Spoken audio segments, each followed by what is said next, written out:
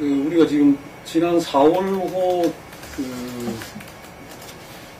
자담 끝나고 4월 9일이죠. 4월 9일날 성완종 전 경남기업 회장이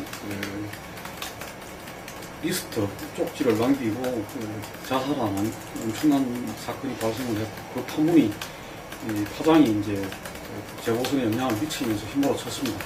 어제 재보선 결과는 그런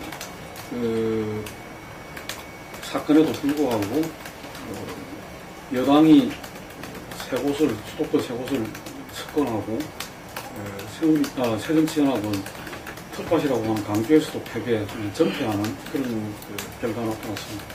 우선 이 부분에 대해서 이 선거 결과를 어떻게 봐야 되는지, 또 이게 앞으로 전국에 어떤 영향을 미칠지 두 번부터 짚어보고 가도록 하겠습니다.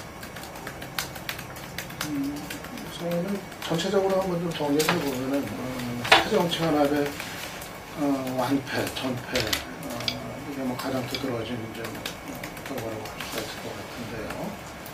크게 뭐 두 가지 원인 아니었나 이제 생각이 이제 듭니다. 우선은 새정치연합의 공천의 이제 실패, 그것이 이제 우선적인 원인이었던 것 같고요.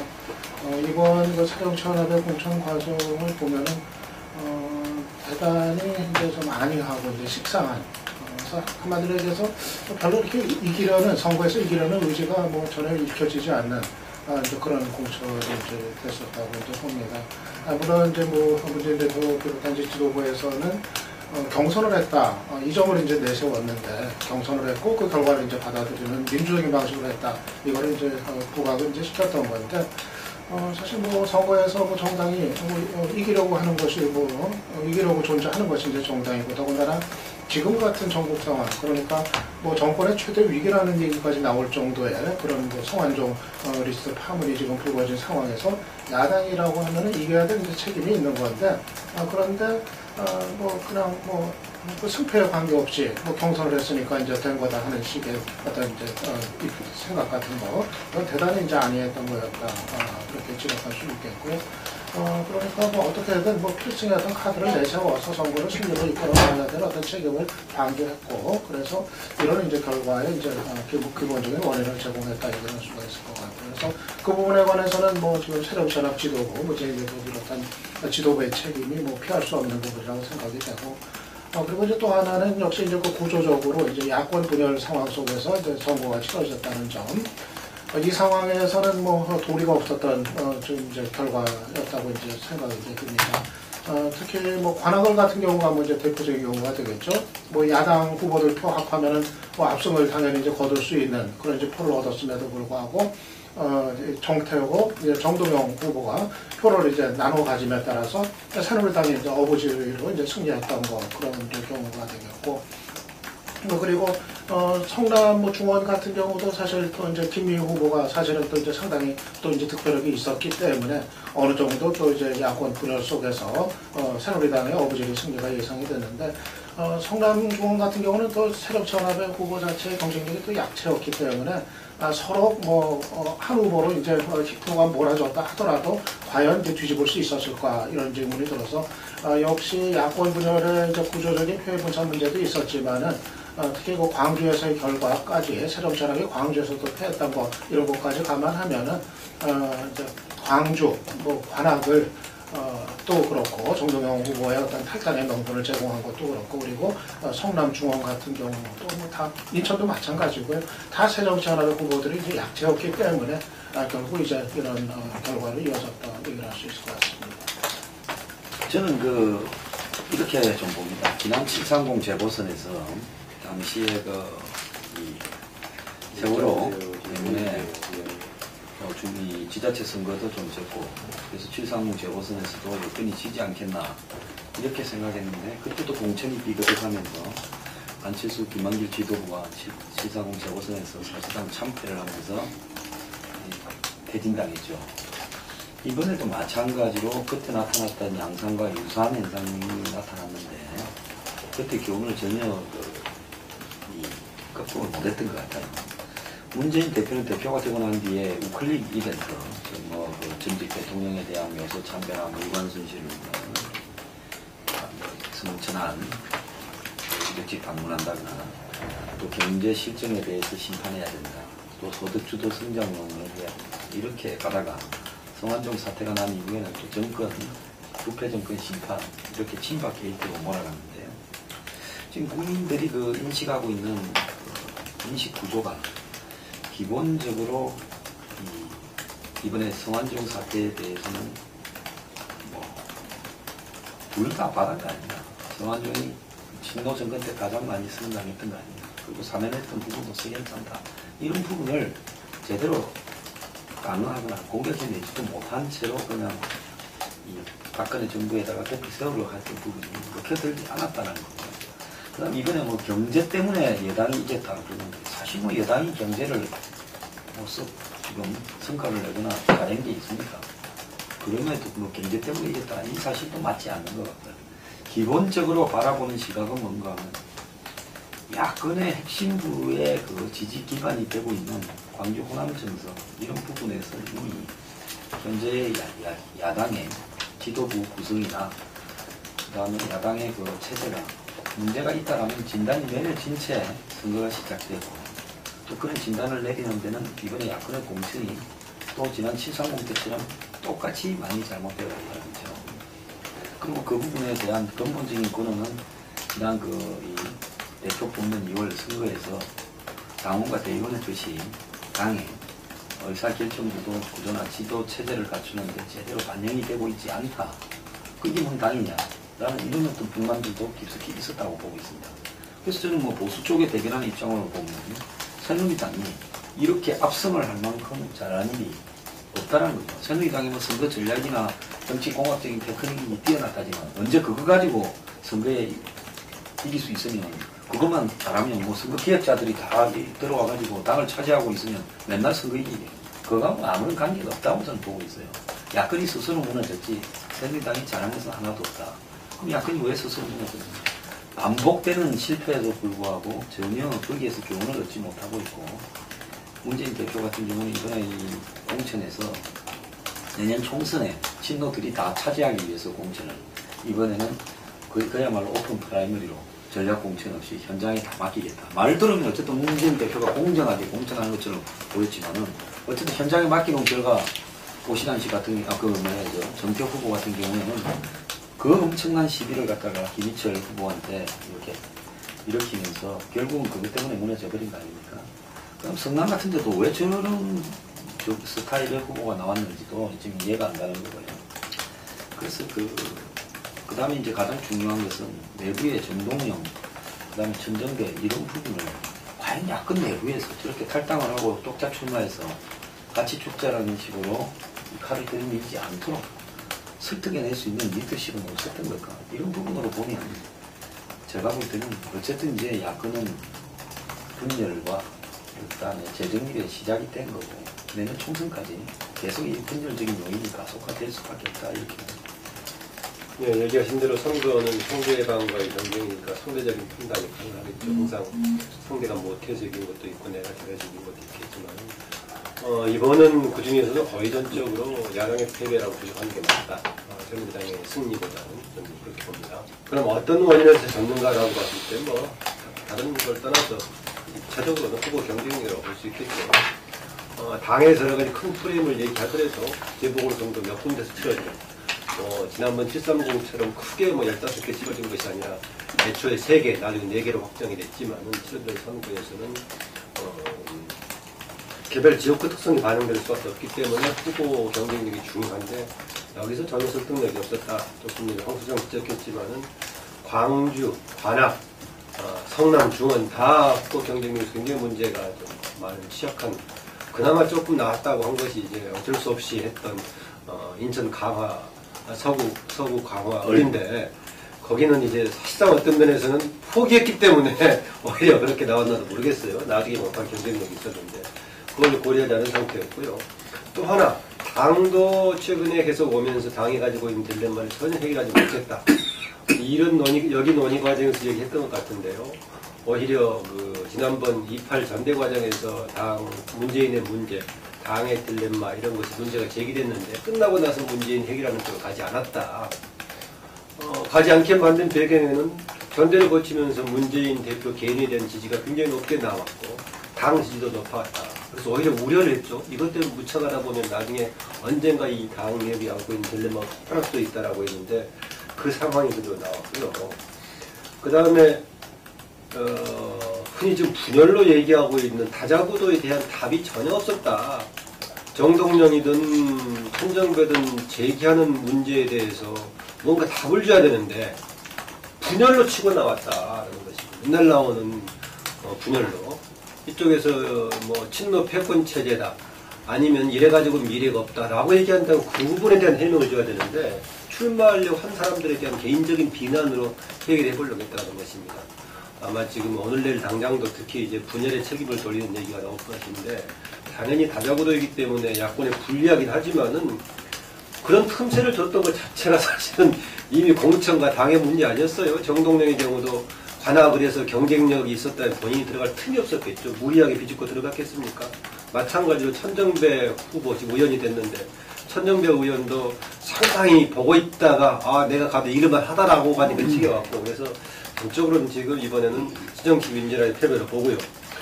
저는 이번에 분열 관련 문제에 대해서는 상당히 좀 책임있게 우리가 진단을 해봐야 된다. 왜냐? 야당 분열 문제 아니면 야권 연대 문제 계속 나오는데 야권의 다자구도 어떻게 볼 것인가? 저는 당분간의 다자구도가 돼서 실패한다고 하더라도 이번 한 번으로 끝난 것이 아니기 때문에 야권의 경쟁력 강화를 위해서는 다자는 뭐든 필요하다고 봅니다. 상징적으로 말해주는 것이 광주에서 지난번 730, 지난해 730 재보선 때는 권은희 후보가 나왔던, 권은희 의원이 됐죠. 나왔던 광산을에서는 22.3% 투표율을 전국 최하였지만은 이번에 천정배가 등장함으로써 41.1%라는 가장 높은 적이 나왔던 것은 그 지역의 경쟁력이 활성화됐다는 걸 보여준다. 뭐 그런 지적을 먼저 하고 싶습니다. 투표율이 높아졌다 그 얘기죠. 네. 그러니까 뭐 경쟁력이 있다는 것은 유권자들이 그만큼 관심을 끌었다는 거죠. 기본적으로 지난 달에 우리가 이야기할 때 그런 말씀을 드렸습니다. 이 국민에 대한 이해가 아니다. 그 야당이 이번 재보선을 임하는 데 있어가지고 지금 유 박사께서 공천을 갖다가 하는 데 있어가지고 그냥 그 지역 경선에 맞췄다. 그걸 황 소장은 그게 친노가 다음 총선에서 자기들이 다 다시 공천을 받기 위해서 그렇게 한 것이다. 뭐 이렇게 이야기했는데 어쨌든 이와 같은 그 기계식 경선에 의한 공천 이런 부분들이 재보선에 임하는 어떤 제1야당으로서 정말 이 재보선이라는 게 그 의석수 자체가 중요한 게 아니라 그것이 전국 운영에 있어 가지고 어떤 모멘텀을 마련할 수 있는 거기 때문에 거기에 대해서 정말 할 수 있는 최선의 노력을 다 경주해야 되는데 그런 측면에서 상당히 국민에 대한 그 기본 예의가 갖추지 못했다 이런 생각이 들고요. 역시 저는 이번에 그 지난 전당대회를 통해서 국민의 어떤 실망 속에서 그리고 당신과 민심이 엇갈린 가운데서 이 야당 대표가 탄생을 했는데 그것이 오늘 이 선거의 결과로 나타났다고 봅니다. 그 부분에 있어가지고 정통성과 어떤 정당성을 갖다가 완벽하게 가지지 못한 야당 대표다 보니까 저는 어떤 측면에서는 이 강주 서울 같은 경우도 만약에 민심 당심이 문재인 대표가 함께 갔다면은 뭐 얼마든지 천정배 지금 당선자한테도 뭐 보궐인가 바로 의원이죠, 그죠? 선상이 되면 천정배 당선자한테도 가서 자기가 뭐 호소하고 뭐 이러면서 함께 가자는 이야기도 할 수 있었고 이러면은 이 정권 심판이 막판에 대두될 때 정동영 그 후보한테도 가서 우리가 정권 심판의 한 길로 일단 가고 야당 변화와 혁신이라든지 야권 재편에 대해서는 또 함께 논의하자고 이런 식으로 얼마든지 그걸 할 수 있음에도 불구하고 이 태생적인 한계 때문에 그러한 정말 역동적인 그런 이 정치 행보를 할 수가 없었다는 이야기입니다. 그래서 이 한계를 극복하고 뛰어넘어서 해야 되는데 그것을 갖다가 문제 인식을 심각하게 한 이 지도부가 없었고 그렇기 때문에 오로지 이 결과가 어떤 식으로든지 좀 한두 석 정도 이렇게 해서 어떤 이 상황을 갖다가 모면하려고 하는 다들 심정 아니겠는가. 이런 면에서 역시 저는 유권자 국민은 위대했다. 이게 이번에 이 영패를 만들어 놨기 때문에 지금 야당은 다시 한 번 더 정말 밑바닥에서부터 처음부터 새로 시작하는 의미로 이 야권 재편을 갖다가 할 수 있는 기회를 가졌다고 오히려 봐야 된다는 거죠. 지금 문재인 대표가 일성으로 절체절명각오로 다시 시작한다 이런 이야기를 했는데 저는 이 부분 가지고는 좀 부족하다고 봅니다. 이게 그랬을 때 정치인이 어제 선거 결과가 나고 하루 밤을 꼬딱 새더라도 정말 자기를 지지하는 국민과 유권자들 그리고 나라의 미래를 생각하는 사람들한테 지금 대표로서 제1야당 대표로서 전체 야권의 대표로서 발언은 상당히 부정하다 이런 생각이 들거든요. 그래서 이번에 그러한 이 영패를 갖다가 다시 기회로 삼아서 야권이 새롭게 일어서고 또 재편이든 뭐든 다 한다는 각오로 나가야 된다 이래 봅니다. 네, 너무 야당에만 좀 초점을 맞추는 게 굉장히 아닌가 싶은데 저는 그런 점을 같이 좀 그래서 요담 이야기하실 때는 좀 짚어주셨으면 하는데 지난번 730 재보선 결과가 야당이 패배하는 걸로 나타나고 해가지고 세월호 참사에 대한 책임론 이런 것들이 많이 좀 희석이 됐고 이번에 성완종 파문이 있었지만 또 이번 재보선에서 야당이 또 전패를 한몫을 해가지고 이게 또 좀 완화되거나 넘어가는 그런 현상이 있었는데 선거라는 게 어떤 이 야당에 대한 그것도 있겠지만은 정부 여당에 대한 책임, 심판 이런 것도 당연히 집권당에 대한 그게 있어야 되는데 그런 부분이 번번이 이렇게 하는 부분에 대해서 어떻게 봐야 되는지 이 부분도 같이 좀 이야기를 해주시면 좋겠어요. 문재인 대표의 리더십의 한계가 이제 다시 한번 좀 확인이 된 그런 결과였다고 생각이 듭니다. 그러니까 문재인 대표가 이렇게 단기적인 전투는 자꾸 벌이려고 하는데 결국 큰 그림을 그려내지 못하는 리더십의 한계 이번에도 드러난 거 아닌가 생각이 들어요.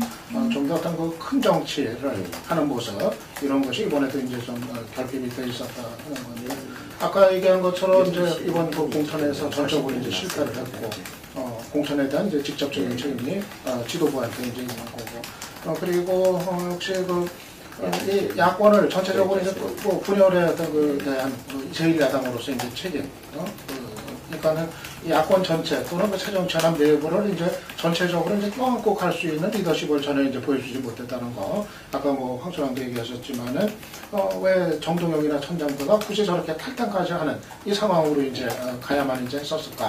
다른 방법은 없었을까? 그거는 물론 그 사람들의 어떤 책임의 부분도 있겠지만은 결국 광주에서 나온 결과 보면은 결국은 그런 어떤 역할을 할 수 있는 사람들을 적절하게 껴안고 가지 못했었던 리더십의 한계 이번에 분명히 드러났다고 생각이 되고 그리고 또 하나는 선거 때마다 번번이 반복되는 결과입니다만은 여당의 어떤 프레임에 또 갇혀버린 상황.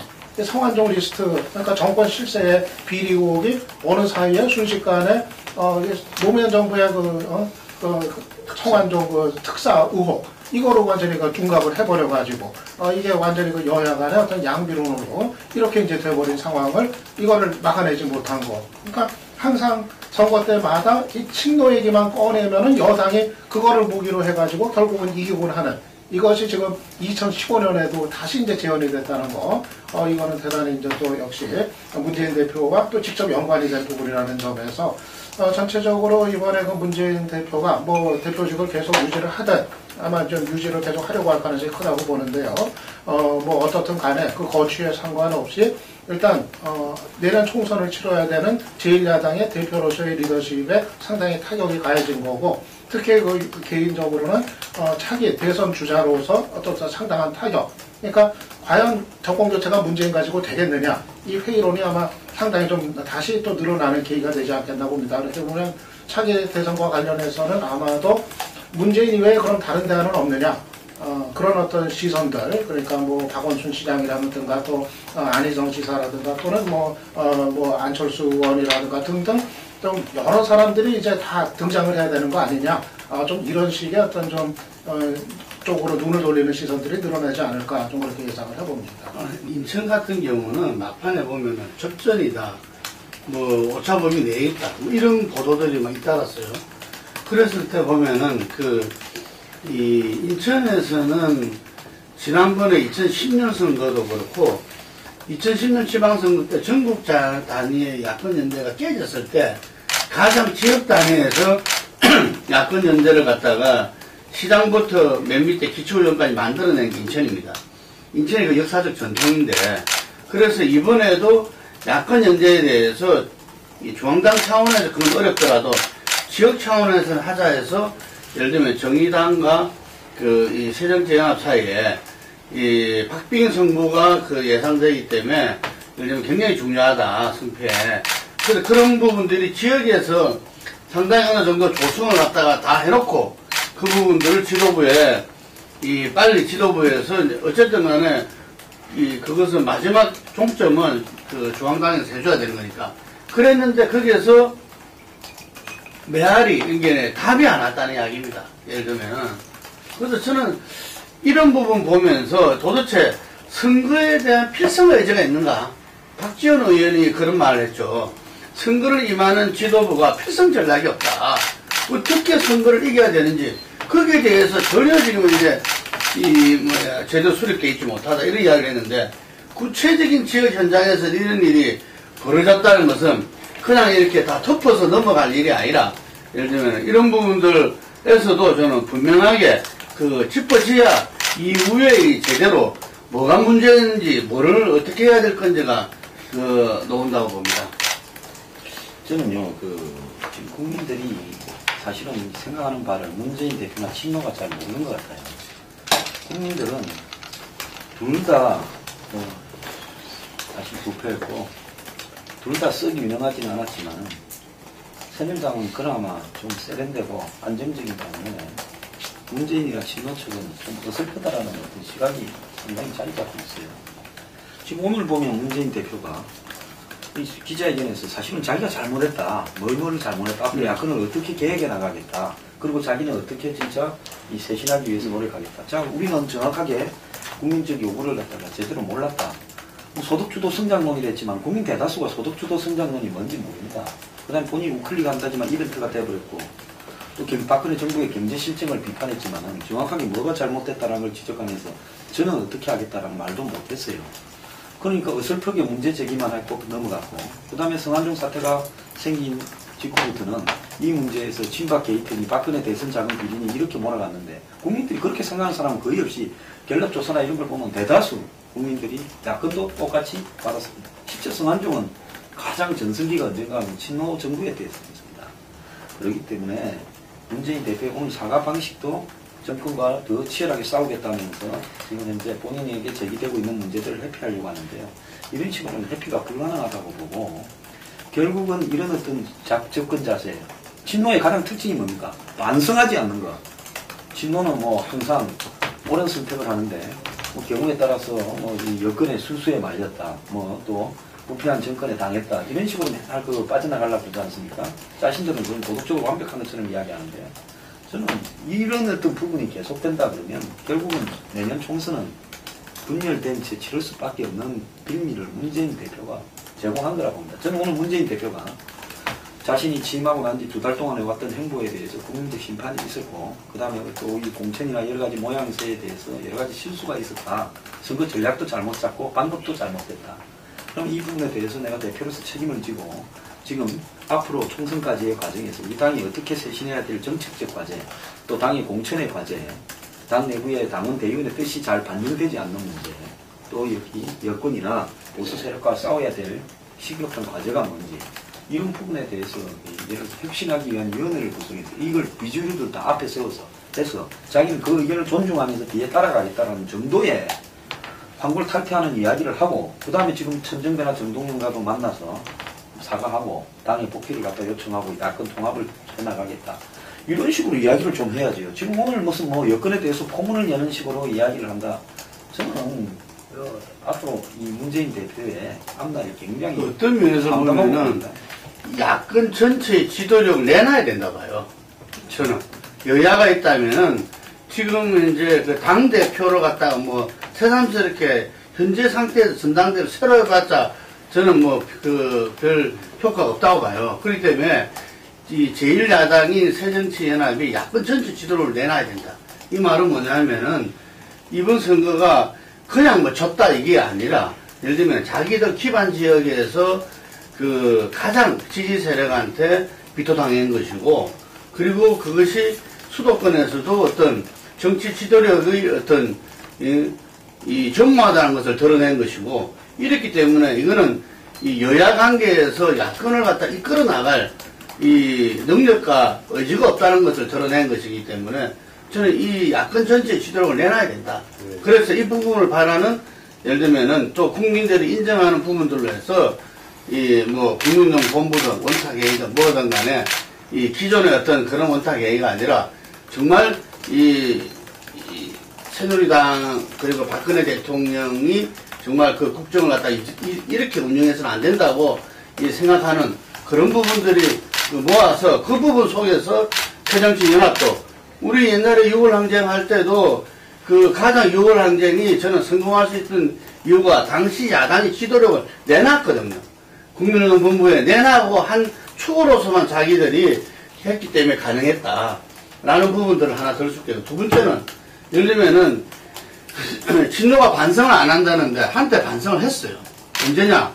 참여정부 그 이후에 대선에서 끝나고 나서 패족이다. 그래서 자기들은 이제 정치 일선에 나서서는 안 된다. 라고 전부 다 반성하면서 이게 물러섰죠.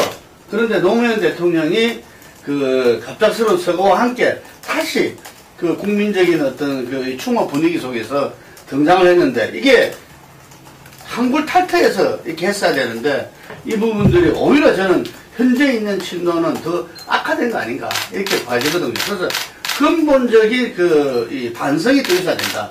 저는 그 반성의 줄기선상에서 안희정 지사가 있다고 봅니다. 그래서 안희정 지사 같은 경우는 이 부분들을 잘 보면서 반성할 걸 반성하고 앞으로 제 나갈 건가를 짚고 있는데 친노 내부에서도 좀 현재 정치 일선행 친노뿐만 아니라 좀 강범위하게 저 과연 친노가 뭐가 문제인가 이런 부분들도 좀 깊이 있는 논의를 하기를 바랍니다. 저는요 그 부분에 조금 한 30분 이야기할게요. 도덕성에 대한 반성도 전제돼야 되는 거 아니냐는 거죠. 예를 들어서 노무현 대통령이 자살을 하셨지만 노무현 대통령이 자살하게 된 동기가 돈을 받았다는 거 아닙니까? 그럼 그건 뭐냐? 결국 없는 일을 이명박 정권이 뭐 정치적으로 했다 하더라도 만들어낸 건 아니잖아요. 그 과정에서 예를 들어서 제대로 해명하지 않고 자살로 끝냈고요. 그 다음에 두 번째 뭡니까? 안희정 지사도 어쨌든 돈을 두 번이나 받아가 문제가 됐어요. 한명수 총리도 그렇게 됐어요. 그러면 진노가 예를 들어서 가지고 있는 가치 중에서 도덕성 부분에 타 정파에 대해서 우월성을 가지는 게 아니라 우리도 이런 정치를 하다 보니까 이런 부분에서 문제가 있었다라는 걸 갖고 훨씬 단호하게 국민한테 고백하고요. 우리라고 도덕성이 뛰어나지 못한 정치를 했다라는 그런 부분에 대해서도 인정을 해야죠. 그런 일은 전부 빼버리고 자기들은 뭐 이 태어날 때부터 마치 도덕성을 하늘에서 그냥 부여받아가지고 난 것처럼 그렇게 해서는 안 된다는 겁니다. 네. 그 김용구 대표가 문재인 대표의 주도력, 지도력뿐만이 아니라 정치 인연 자체 전체에 지금 주도력을 내놔야 된다라 하는데 구체화되려면 해체하면서 교체하는 수준까지 가야 되지 않겠어요? 지금 국회의원 현역이 이번에 한 명 당선 안 돼서 130명 있는 상황인데 예. 그럼 이후에 공천 과정에 상당 부분을 교체하고 현재 지도부가 야권 전체 재편 과정에서의 주변이라든가 한 축으로만 쓰는 이런 상황을 시작한 건데 어떻게 구체화될지 그렇기 때문에 재편 얘기가 이미 나왔던 거 아니겠습니까? 대신 조금 대안으로 제시했던 안희정 지사 얘기는 조금 현실적인 얘기 같기도 하지만은 유시민에서 문재인, 문재인에서 안희정으로 이어지는 또 하나의 제가 말한 안희정은 친노 내부를 이야기해 줍니다. 그 생존 전략으로 오해될 좀 소지가 같이 있을 수도 있고요. 아까 이제 이렇게 야권이 패배하고 돼버리면은 현안 걸려있는 정부의 문제점, 정부 여당의 문제점이 오히려 물타기가 돼버려서 지나가버린 것에 대한 걱정을 임명식 주관께서 굉장히 하시고 있는데, 뒷부분에서 물론 마무리 부분을 지적을 해야겠지만은, 사실상 그런 문제가 있음에도 불구하고 이게 전국의 당면한 해결 과제로 지속적으로 부각이 안 되는 가장 큰 이유는 그런 주문과 비판 여론을 매개시키는 정당이 취약하기 때문에 그런 거 아니었겠습니까? 그렇죠.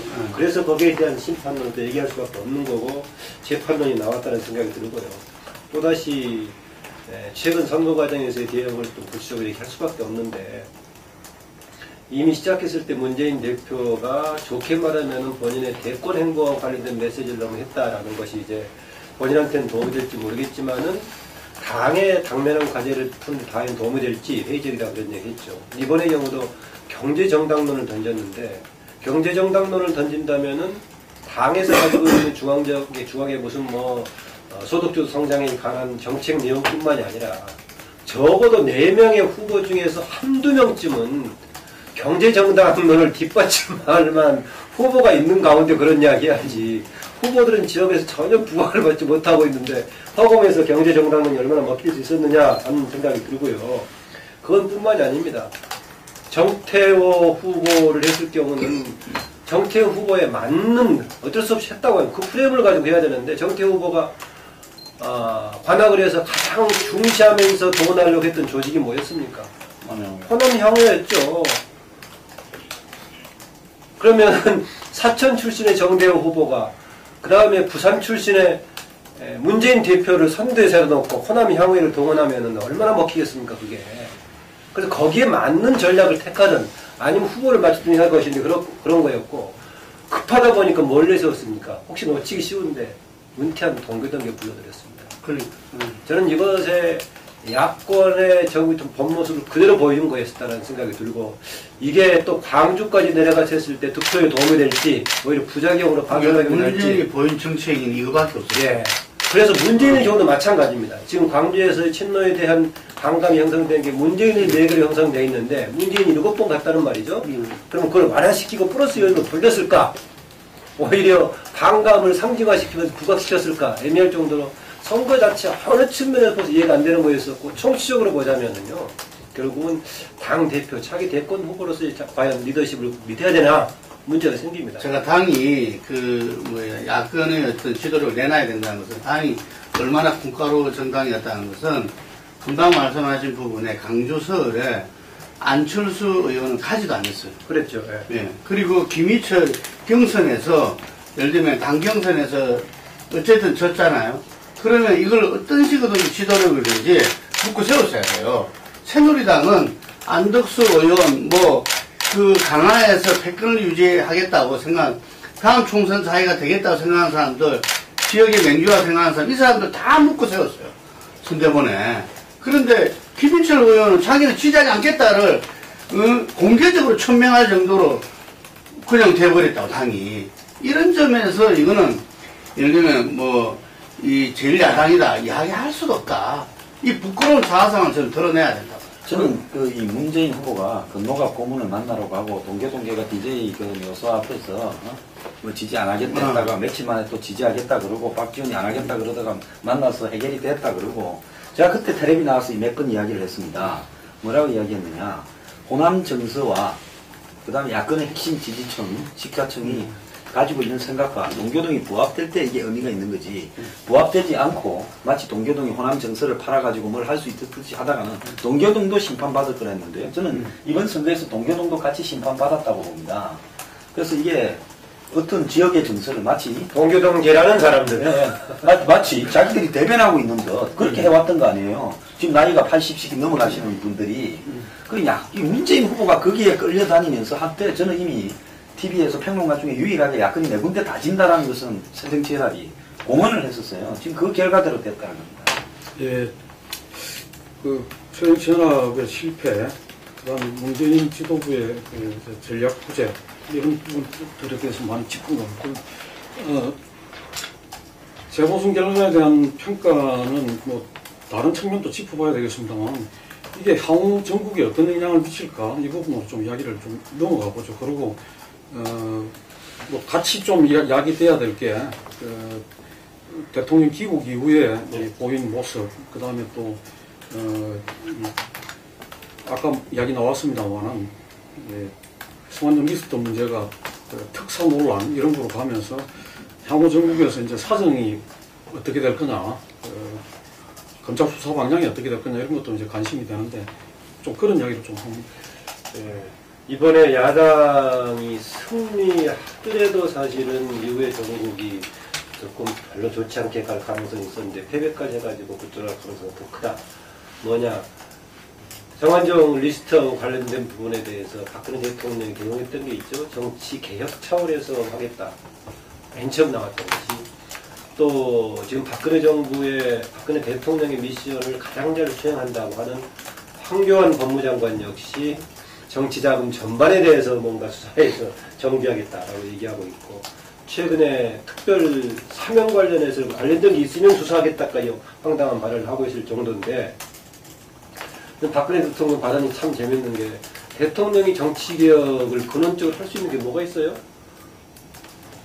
혹시 대통령이 할 수 있는 것은 정경유착 관련해서는 뿌리를 뽑겠다라는 정도는 얘기를 할 수가 있을지 모르겠는데, 그러면 이제 당장 성완종 관련 문제가 제기되니까는 모르겠는데, 정치개혁적으로 얘기를 해버린 데다가, 돌아와서 하는 얘기를 보면은, 이게 이제 그 문제에 대한 오히려 수세 쪽에 있는 부분에 대한 뼈를 깎는 무슨 처리보다는 오히려 사정정국을 주도하는 분위기로 가겠다는 것을 명백히 하고 있고,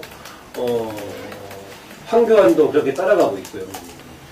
정확하게 미션을 수행하고 있는 것처럼 보이고, 저는 그래서 특별하게 혹시 지금 김진태 검찰총장이 임기 얼마 안 남기고 좀 우리가 놀라울 정도로 특별한 결기를 보여주지 않는 한, 지금의 정국은 지난번에 세월호 이후보다 훨씬 안 좋게 가가지고 오히려 박근혜 대통령이 주도하는 사정정국 모양으로 가고 있다는 거고요. 아까 특별 사면 관련 얘기를 다 보면서 무슨 데자뷰가 되는 느낌이냐면은, 2년 전에 댓글 전국에서 NLL 대화론 전국으로 넘어간 똑같은 상황이다. 댓글 전국 때 바로 박근혜 대통령과 관련된 문제를 야당에서 공세적으로 제기하고 사과 요구하고 했는데, 어느 국면에서 NLL 대화론 나오다가 문재인이 까보자라고 한부터 이제 거기에 대한 논란이 돼버렸는데, 이번도 거의 비슷하게 되면서 측근 실세들의 비리 문제를 제기하고 있다가 특별사면 책임론까지 가버렸다는 것입니다. 이번 과정도 역시 지난번 대화로 까보자고 했던 것처럼 문재인 대표의 대응 과정이 근본적인 문제가 있었다. 말하시피 무슨 법무부 소관이었다는 듯이 얘기했다가, 그 다음에 대통령의 헌법에 규정된 권한으로 행사한 건데, 어쨌든 간에 최종적으로 우리가 책임진다는 식의 발언이 아니라 어느 쪽에서 추천해서 어느 쪽이 힘썼다는 얘기를 반복하게 하면서 오히려 말려 들어가가지고 이 형국을 만든 것에 대해서는 그 책임을 따지지 않을 수 없다고 봅니다. 기본적으로 박 대통령의 인식에는 분명한 문제가 있죠. 성완종 리스트 파문을 마치 남의 일 얘기하듯이, 사실은 본질이 정권 실세들의 비리 의혹인데, 그걸 가지고 여야 정치권, 정치개혁 이런 문제로 이제 넘기면서 전형적인 유체 이탈고 화법을 이번에 이제 구사를 하고 있는 거죠. 그리고 이제 또 하나는 대통령이 나서가지고 특사 문제, 성완종 특사 문제 의혹 진상규명을 얘기한 거, 이거는 사실상 이제 수사의 어떤 가이드라인을 이제 검찰에 제시한 거라는 점에서 이것도 이제 기본적인 이제 문제가 이제 있는 게 될 텐데, 그런데 이번에 이것이 또 재보선 결과 이렇게 나오니까 이렇게 대통령이 나서서 제시를 하고 또 법무장관이 뒷받침한 이런 가이드라인이 결국은 검찰 수사의 어떤 방향으로 이제 가게 될 거, 이거는 좀 예상을 해볼 수가 있을 것 같아요. 그러면은 항상 나타나는 게 결국 이 특사에 대한 이제 수사, 이거로 이제 이어지게 될 거로 이제 예상이 되고, 야당 정치인들에 대한 이제 동시조사 이런 것이 이제 예상이 되는데요. 근데 특히 이 특사 수사는 이게 참 논리적으로도 이게 전혀 이게 합당하지 않다고 생각이 돼요. 그러니까 이 대통령의 이제 고유 권한인데, 헌법에 근거한 그것의 어떤 정치적인 적절성 여부를 검찰이 나서 가지고 판단한다. 이거는 대단히 이제 부적절한. 그래서 아까 얘기한 것처럼 이게 이를테면 제2의 NLL 대화로 어떤 수사, 이거를 이제 떠올리게 하는 이런 이제 장면인데, 아무튼 이러한 여러 가지 문제들이 분명하게 있음에도 불구하고 야당이 전패를 했기 때문에 결국은 검찰의 어떤 수사 방향이 그쪽으로 이제 가게 가능성이 대단히 커진 거 아닌가 이렇게 이제 우려를 합니다. 저는요, 성한종 문제를 야권에서 바라보는 시각을 고쳐야 될 거라고 봐요. 성한종은요, 돈을 1조 2천억 준 국민의 혈세를 금융기관 하청회사 투자자들의 손실을 만들어낸 사람입니다. 그러니까 한보 게이트 같은 거예요. 성한종이 죽어서 불었던 사람들, 그러니까 두메모와 그다음에 녹취록에 있는 사람들, 그 사람들은 수사에 단서라고 봐야지. 성한종이가 적은 게 성경책입니까? 그 사람이 순수한 마음에서 그랬으면 예를 들어서 그 8명을 불면서 8명이라도 줬던 해난이나 내용을 전부 다 그 다음에 계좌 기록들을 제시를 하고 죽었어야죠. 안 그러면 차라리 정치 개혁을 위해서 난 기회비누로서 이렇게 정치판에 뜯겼다고 다 까든지요. 그러지 않은 채 자기 문화에 대해서 유명해요. 역조적인 사람들을 적었기 때문에 거기에서 수사에 착수하되 지금 1조 원이라는 돈이 여기서 날아가 버렸는데요. 이건 당연히 검찰이 성한종을 조사하다가 나온 부분을 다 해야 되고요. 그 다음에 특별사면 이 부분 한번 따져봅시다. 박근혜 대통령 뭐 여러 가지 부족한 부분도 많이 있지만 본인이 되고 난 뒤에 재벌들 아직까지 그렇게 부총리가 봐주라 법무부 장관이 봐주자 했는데도 안 봐줬잖아요. 근데 이걸 봐준 사람하고 안 봐준 사람하고 이 부분에 좀 차이는 있는 겁니다. 그렇기 때문에 이걸 갖다가 조사하는 과정에서 석연찮게 봐줬다면 당연히 수사 대상이 돼야죠. 지금 이미 여러 가지 정원이 무슨 당시에 당선과 관련돼서 BBK 담화까지 이야기가 나오고 있지 않습니까? 그렇기 때문에 이런 어떤 부분의 수사를 갖다가 자신들에게 나가는 걸 갖다가 되돌리기 위해서 이렇게 간다고 너무 그렇게 정치공학적으로만 해석하면 국민의 지지를 저는 못 받을 수 있다고 봅니다. 국민이 뭘 가장 싫어하냐. 여야의 기성 여야 정치권의 부패에 있어서 여당이나 야당이나 똑같을 거라고 보고 있고 이 부분을 갖다가 역대 어느 정권도 제대로 청산하지 못하고 하고 입으로는 깨끗한 척했지만 뒤로는 돈 다 받아먹었다. 이런 부분에 대해서 국민들이 염증을 내고 있는 거 아닙니까? 그리고 또 이 개혁 문제도 그래요. 지금 새누리당이 이번 선거에 제대로 활용을 못했는데 연금이라든지 이 노동개혁, 그 다음에 금융교육이 4대 개혁 과제는 솔직히 말하면 정권의 인기가 있든 없든 이걸 시도하려고 하고 어느 정도는 시정을 해야 나라가 굴러갈 거 아닙니까? 그러니까 지금 박통이 부패 척결하고 이 4대 개혁에 초점을 맞춰서 이것만 제대로 해나간다 그러면요. 지금 뭐 본인이 가지고 있는 정치적인 어떤 새의 어떤 한계에도 불구하고 솔직히 말하면 이 부분에 대해서 국민적인 지지를 얻고 돌파해 간다 그러면 이걸 갖다 여야가 당하지를 못할 거라고 저는 보고 있습니다. 과연 그리 될지 안 될지는 지켜봐야 되겠지만요. 그러니까 이런 부분들을 갖다가 너무 이렇게 사정을 정치적으로 생각한다. 아니 정치적인 기술이라 하더라도 사정을 하는 게 낫지 않습니까? 예를 들어서 자원이나 방산, 그 다음에 포스코 비리를 이대로 놔놓고 갈 수 있어요. 그렇기 때문에 그런 문제들에 대한 그 말씀 시각을 하시는 건 좋은데요. 문제는 지금 이 4월 9일 날 성한종 리스트가 나오고 지금 한 20여일이 지나고 왔는데 실제로 수사를 한 게 있습니까? 그 성한종 측근들 몇 사람 구속시킨 거 아니 죽으면서 성한종이가 다 부렸는데 그러면 자료를 주고 죽었어야지. 죽고 난 다음에 자료를 다 감춰버리고 말을 안 하지 않습니까? 그러니까 이제 이번 주부터 부르겠다는 거 아니에요? 이제 홍문주하고 이게 이제 흘러 가다 보니까 예를 들면 특별 사면에 대해서 이야기하고 그러다 보면 지금 형님 라인 이야기하게 되고 금방 이야기한 대로 형님 라인에서 BBK 단학과 그 다음에 이 노무현 대통령 어떤 그 여러 가지 문제를 갖다 같이 힐했다. 이런 이야기까지 나오더라고요, 보니까. 그래서 제가 그 소종석 시사저널 편집국장 이야기 속에서 그런 이야기가 나오길래, 아니, 이런 부분들은 이거는 그렇죠, 곤란한 문제다. 왜냐, 그 노무현 대통령에 대해서 어떤 이야기를 하더라도 아닌 것은 아니라고 분명히 해야지. 자칫 잘못하면은 노무현 대통령 자기 살기 위해서 BBK를 덮었다. 이런 식까지 이야기를 오는 것은 말이 안 된다. 당시에 검찰하고 노무현 관계는 최악이었는데 그런 이야기 할 수도 없었다. 이게. 근데 하여간에 지금 나라 전체가 지금 묘하게 가는 것 같아요. 정말로 그런 부정부패와 우리 이 정치 문화에서 어떤 검은 돈의 그 문화, 간행, 이런 부분들이 개방 이후에 계속 왔잖아요. 그래서 그 부분이 정치개혁을 그나마 해오면서 조금씩 그 정도가 나아졌고, 대선 자금 문제도 수천억의 문제가, 예를 들면 2002년 대선 끝나고 나서도 최대의 어떤 정치 이슈였고, 그 부분이 지금 12년 만에 다시 지금 이제 이렇게 그런 케이스인데, 저는 이 부분들을 갖다가 국민들이 신뢰하려면 하나하나씩 해나가야 된다고 봅니다. 그래서 일단 8명 8인 리스트 부분을 수사를 하다가 금방 황 소장이 이야기한 대로 그게 대해서 다른 사람 놓으면 그 사람들도 수사해야죠. 안 하면 안 되죠.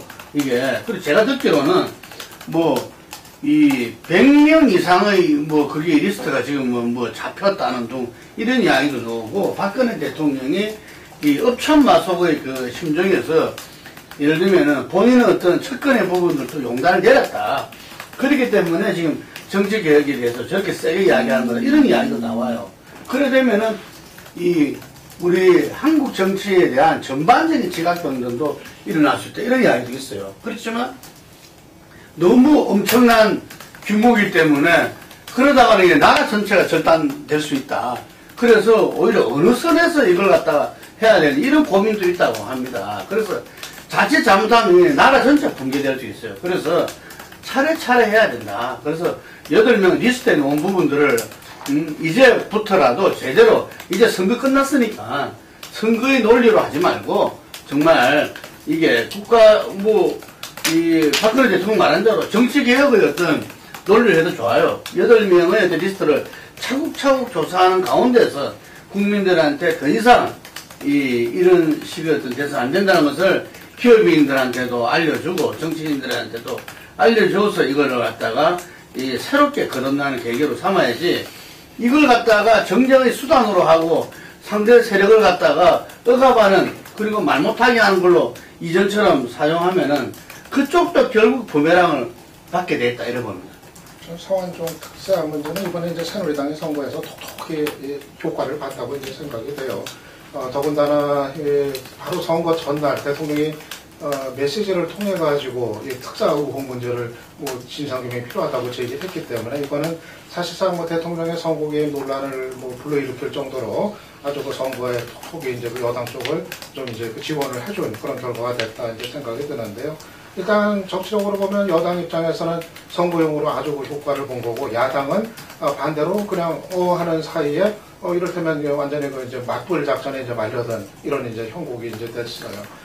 그런데 이제 기본적으로 이 특사 문제 이게 이제 정치적인 비판의 대상은 충분히 될 수 있다고 생각이 되거든요. 그때 노무현 대통령이 했던 이 특사가 적절했는지 거기 성완종이라는 인물이 포함이 된 것이 적절했는지 아닌지 이거는 충분히 논쟁 그리고 비판의 대상이 될 수 있다고 생각을 하고 저도 이거는 부적절한 부분 아닌가 생각이 들고 개인적으로 그래서 지금 새정치연합 쪽에서 당시 정황을 이렇게 저렇게 해명하고 이러는 게 좀 이게 잘못된 이제 대처 방식 아니냐 차라리 그때 노 대통령이 했던 게 잘못된 거였다 그렇게 인정을 하는 것이 오히려 맞는 대응일 수 있다 생각이 이제 드는데 물론 이제 정치적인 비판거리이긴 하지만은 이거는 그 영역의 이제 문제인데 대통령의 통치 행위고 적절했느냐 여부를 따지는 거지 아직 아무런 단서도 없는 상태에서 무슨 이거 특사를 가지고서 검은 돈이 오갔다든가 이러면은 수사 대상이 되겠지만은 법무장관도 아직까지는 단초가 발견된다면이라는 가상 위에서 얘기를 할 정도 그 정도 단계에서 이거에 대한 어떤 진상규명 얘기를 꺼내는 건 이건 정말 좀 이제 정치적인 그런 이제 용도밖에 안 된다 좀 얘기를 할 수 있을 것 같아요. 저는 이번 차에 이 특별 사면 문제를 없애야 된다고 저는 봅니다. 왜 그런가 하면 정치인 돈 받았으면요 사면 안 돼서 정치적으로 복권 안 되는 게 맞죠. 그 다음에 기업인이요. 지금 한국의 재벌들이 10명, 10대 재벌 중에 22년 6개월인가 받았는데 10년 안에 받은 게 전원 집행유예요. 그리고 전부 특사를 지금 들어가 있는 사람 말고는 전부 특사를 받았습니다. 그러면 이거 뭐냐? 결국 끝으로서는 일반 사면한다면서 선인 생계 보호니 뭐니 이렇게 아니 근데 그 이야기는 너무 가면 아니야 그러니까 제가 봤을 때 특별 사면 문제가 나왔으니까 특별 사면이 정치적인 행위라고 말씀을 하셨기 때문에 대통령의 정치적인 행위라는 말 속에 지하 시장에서 돈 받고 해주는 것이 공공연하기 때문에 없애야 된다는 이야기. 그 말만 좀 넣어주세요. 예, 좋습니다. 죄는 또 그 정도로 넣을 수 있죠. 아니 근데 왜 제가 중간에 그걸 했는가 하면 그 개헌 사항입니다. 개헌 사항. 특별 사면이 무슨 범주로 하는 게 아니고 헌법에 명시되어 있는 대통령 권한으로 하는 거기 때문에 그 부분을 만약에 없애고자 한다면 그거는 개헌 때 논의가 돼야 될 사항이고 헌법에 규정된 사항인데 저는 장기적으로 검토해 볼 수 있는 거다. 그렇죠. 여러 쪽에서 박근혜 대통령도 한번 얘기한 적이 있었고 이전에 다른 사실은 여러 번 특사를 여러 번 했던 노무현 대통령도 이거 필요하냐라고 문제 제기하고 했었는데요. 저도 그런 생각이에요. 그 정도 하려면 국회 동의가 필요한 일반 산을 내려서 하는 게 맞다는 생각을 하는데, 대신 이제 입원했을 때는 과연 뭐 어떤 것을 실마리로 해서 특별사면을 수사의 대상으로 삼을 수 있는가 모르겠는데, 다른 언저리에서 무슨 비리가 있었던 건 수사할 수 있을지 모르겠어요. 특별사면 자체를 한다는 것은 너무 정치적인 발언 같고요. 그 다음에 이게 상원정이 국가 예산하고 재정하고 관련된 것까지 포함해서 낭비했던 1조 2천 뭐 충분히 저는 제기해볼 수 있다고 보는데, 그게 설득력을 가지려면은 1차로 제기된 대통령 주변하고 관련된 억울하다 어쨌든 간에 그 문제에 대한 처리를 했을 때 국민들의 설득력을 가질 것이다. 아무 사태의 경우도 건너가 김현철 등이 같이 처리가 되면서 이제 이런저런 파장이 있었다는 생각이고요. 오히려 이제 김동구 대표도 박근혜 대통령의 사정정국에 대해서 굉장히 깊이 칭찬했다, 땡겼다, 밀었다, 나도 이상하게 결론을 내린데 잘 모르겠는데 무슨 말 했는지, 저는 박근혜 대통령 사정정국을 주도하는 분위로 갔을 경우에는 국가적인 차원이든 여기에 의존했을 경우에는 박근혜 대통령이 별로 도움이 안 된다고 봅니다. 뭐냐, 저는 박근혜 대통령이 이병기 실장이 새로 들어오고 이한구 총리와 더불어서 당정청 회의를 이끌어가는 국면에서는 조금 그나마 박근혜 정부 들어와서 뭔가 새로운 변화, 긍정적인 변화를 좀 느꼈습니다. 심지어 박근혜 대통령도 뭐 같이 좀 더불어서 가는 거 아니냐라는 느낌을 긍정적으로 받았는데, 이번에 남미 갔다 와서 전국 메시지 홍보수석을 대신해서 발표했던 메시지를 보면은 이전하고 똑같은 양상으로 가고 있어서 이게 좀 역시 바뀌지 않는구나라는 생각이 했는데, 박근혜 대통령 이번에 보궐선거 에너지 등을 받아가지고는 혹시 당분간은 이 분위기로 갈 수 있을지 모르겠지만은, 저는 그 방향으로 갔을 경우에는 계속 또 일방에 의한 국정운영 방식이 되면서 실제로는 다른 성과를 거두기가 어렵고 분란을 일으키는 가운데 전국은 더 어려운 쪽으로 가고, 실리적인 차원에서 보자면은 여당한테는 총선에서 도움이 안 되는 결과가 올 것 같고, 저는 이번에 이걸 보면서 병상 메시지 던지는 박근혜 대통령에 대해서 첫 번째는, 정말 이 변화라는 것은 이렇게 어려운 것이다. 그래서 이제 다음에 다 예측할 수 있을 것 같아요. 박근혜 대통령이 어떤 행보와 메시지를 할 것인지에 대해서는. 두 번째는 역시 선거의 여왕이다. 이게 이 두 가지가 동시에 이번에 확인이 됐는데, 이번 월요일만 하더라도 물론 선거용이 다분히 담겨 있는 거지만 새누리당의 대표와 원내대표가 다 사과를 요구했어요. 심지어 사무총장까지도, 예를 들면. 그래서 저는 그런 부분들에 대한 어떤 이 멘트를 갖다가 요청받은 상태에서 제가 그때는 어떤 생각을 했냐면은, 박근혜 대통령은 사과를 갖다가 이렇게 국민들한테 제대로 한 적이 있는가를 갖다가 한번 봤어요.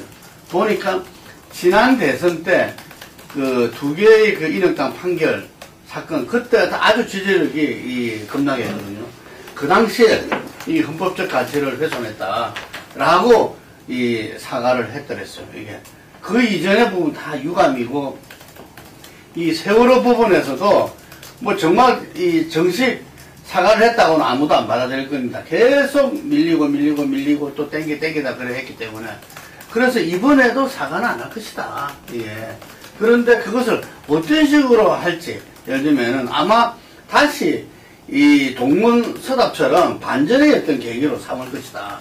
이렇게 봤어요, 이게. 그런데 아니나 다를까 이 부분들을 갖다가 예를 들면은 유감 표명도 총리가 어쨌든 부분들에 대해서 유감 표명을 하면서 오히려 정치 개혁에 대해서 드라이브를 거는 식으로 이야기를 한 거죠. 그래서 이게 어쨌든 이 지지층이 보수 세력으로부터 전부 다 낙담하지 말고 전부 다 투표장에 나가라. 예를 들면은 이게 2004년도 같으면은 탄핵감입니다. 제가 볼 때는 선거 개입으로 당시에 노무현 대통령이 당시에 발언하고 지금 이번에 선거 전날 그 메시지하고 비교해 보면은 이게 엄청나게 강도가 더 큽니다. 구체적으로 당을 비판하거나 당을 지지하거나 그러진 않았어요. 그렇지. 바로 그렇기 때문에 말이 맞아요. 그렇기 때문에 지금 이제 야당도 선거 공세로 좀 이야기했지 구체적 행위를 할 수가 없는 거죠. 그래서 제가 이게 지금 선거에 대한 선자, 시효자도 이야기 안 하면서 선거를 일시에 이렇게 사실 그 전만 하더라도 예를 들면 인천 강화하고 그 지역에서는 거의 2, 3% 붙었거나 이랬어요. 그런데 강화 쪽이 그 아까 말한 대로 투표율이 엄청나게 높아져 버렸잖아. 예를 들면은. 그래서 그런 점에 봤을 때, 아니, 그 점에 봤을 때 저는 박근혜 대통령이 이게 뭐냐면 그 다음 문제로 다 연결돼야 하는 건데. 넘어갑시다. 그거 떼세요. 예, 예. 눈빼기 지금 이거 뭐 생중계하고 있다며. 나중에 편집할 때 답변을. 예, 그런데 향후 전국에서 많은 언론들은 이번 재보선의 승자가 김무성 당대표다 하는데 저는 김무성 당대표가 3사라면은 6, 7은 박근혜 대통령이 이번 이 재보선 승리의 어떤 주역이다. 그렇기 때문에 앞으로 전국은 그 박근혜 대통령의 어떤 이 주도하에서 꾸려질 수밖에 없다. 여전히 김무성 당대표는 그전처럼 예를 들면은 어떤 그 이렇게 로우 키로 나갈 수밖에 없다. 이렇게 봅니다. 네, 근데